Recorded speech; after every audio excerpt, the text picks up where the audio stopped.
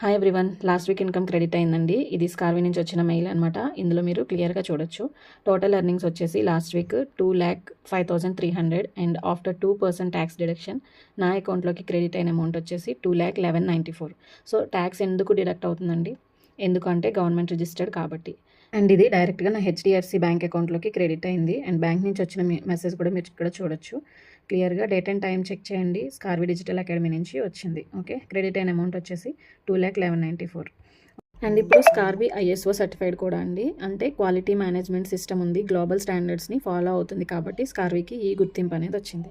ఇక్కడ ఈ digital skills నేర్చుకుని మీరు ఫ్రీలాన్సింగ్ చేసుకుంటారా, జాబ్ చేసుకుంటారా, మార్కెటింగ్ చేసుకుంటారా అనేది కంప్లీట్గా మీ చాయిస్ అండి.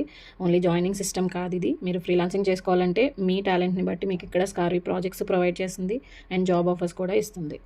సో ఫేక్ రివ్యూస్ చూసి భయపడకుండా రియల్ ఏంటి అనేది తెలుసుకోవడానికి ప్రయత్నించండి and don't miss this opportunity అండి. Thank you.